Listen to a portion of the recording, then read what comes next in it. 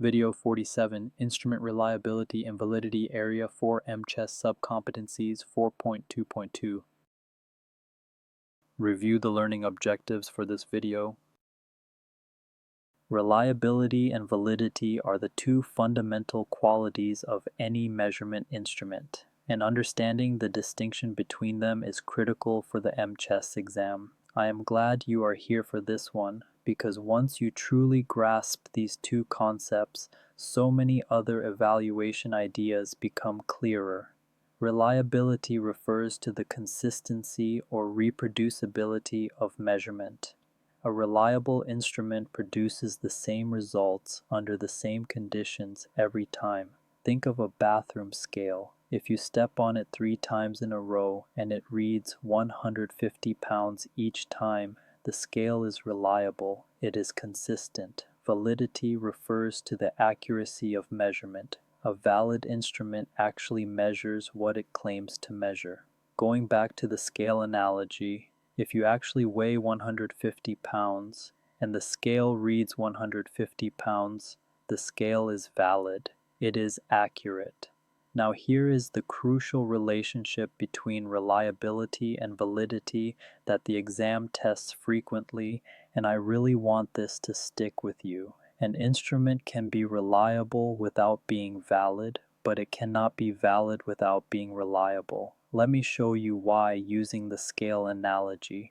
Imagine a scale that consistently reads 10 pounds too heavy. Every time you step on it, it reads 160 pounds instead of your true weight of 150. This scale is reliable because it gives the same reading every time, but it is not valid because the reading is consistently wrong. Now imagine a scale that gives a different reading every time you step on it. 140, 160, 145, 155. This scale is neither reliable nor valid. And here is the key insight that I want you to carry forward. If the scale cannot even give you the same reading twice, it certainly cannot be giving you the correct reading. You cannot have validity without first having reliability. This means reliability is a necessary but not sufficient condition for validity. An instrument must first be reliable, and then you can assess whether it is also valid. This relationship is one of those foundational ideas that the exam comes back to again and again, so you are in great shape for having spent time understanding it here.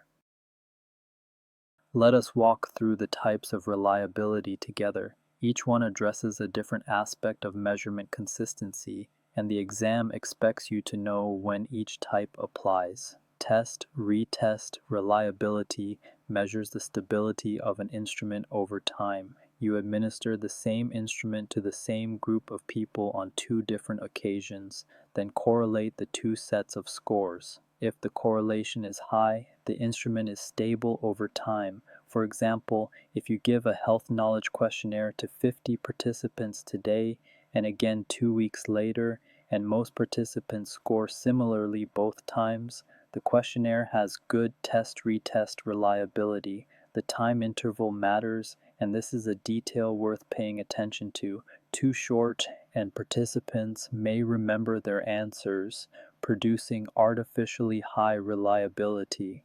Too long and genuine changes may have occurred, producing artificially low reliability. 2 to 4 weeks is a common interval. Inter-rater reliability measures the agreement between 2 or more observers who independently rate or score the same phenomenon. This is important whenever measurement involves human judgment. For example, if 2 trained observers independently code the same set of focus group transcripts, you calculate how often they agree. High agreement indicates good inter-rater reliability. Low agreement suggests the coding scheme is ambiguous or the raters need additional training. Internal consistency measures whether the items within an instrument all measure the same underlying construct. If you have a 20-item survey designed to measure self-efficacy for physical activity, all 20 items should be related to each other. Cronbach alpha is the most commonly used statistical measure of internal consistency, and this is one you are definitely going to see on the exam. It produces a coefficient between 0 and 1, where higher values indicate greater internal consistency. The generally accepted threshold is 0.70 or above. If Cronbach alpha falls below 0.70, some items may not be measuring the same construct and should be revised or removed. Split half reliability is a related approach that divides the instrument items into two halves and correlates the scores from each half. It provides a quick estimate of internal consistency without requiring a separate administration. You are building a really strong foundation here with these reliability concepts. Now let us turn to the types of validity, and I think you will find these really satisfying to learn because they build on each other in a logical way, ranging from weakest to strongest evidence of accuracy. Face validity is the simplest and weakest form. It simply means that the instrument looks like it measures what it claims to measure.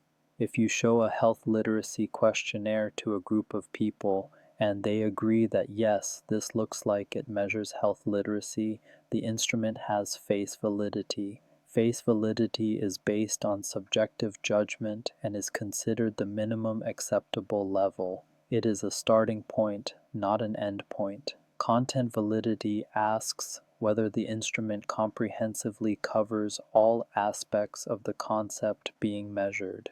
This is typically assessed through expert panel review. Subject matter experts examine each item and determine whether the full domain of the concept is adequately represented. For example, if you are developing a test on nutrition knowledge, content experts would verify that the test covers macronutrients, micronutrients, dietary guidelines, food safety, and other essential nutrition topics, not just one narrow area. Construct validity is more complex, and this is where your understanding really deepens. It asks whether the instrument truly measures the theoretical construct it claims to measure. A construct is an abstract concept like self-efficacy, health literacy, or social support that cannot be directly observed. Construct validity is established through multiple studies that examine how the instrument relates to other measures. Convergent validity shows that the instrument correlates with other measures of the same construct. Discriminant validity shows that the instrument does not correlate with measures of different constructs. Criterion validity assesses whether scores on the instrument correlate with an external criterion, which is an established, accepted measure of the same concept. There are two subtypes that you will want to keep straight. Concurrent validity compares the instrument scores to the criterion measure at the same point in time. Predictive validity assesses whether the instrument scores can predict a future outcome. For example, a depression screening tool has predictive validity if its scores predict which patients will later be diagnosed with clinical depression. You have now covered all the major types of both reliability and validity. That is a lot of material, and you should feel proud of the progress you have made. These concepts are going to come up throughout your exam preparation, and each time you revisit them, they will feel more natural. Read the scenario stem aloud. Give students 30 seconds to consider options before advancing. The correct answer is B. The expert review provides face validity, meaning the instrument appears to measure what it claims. However, the Cronbach alpha of 0.58 falls below the accepted threshold of 0.70, indicating inadequate internal consistency. This means the 20 items are not consistently measuring the same construct. The health educator should revise or remove problematic items and retest internal consistency before using the survey. Option A incorrectly states that 0.58 is acceptable. Option C incorrectly calls expert review construct validity when it is actually face validity. Option D incorrectly suggests 0.58 is acceptable for any survey.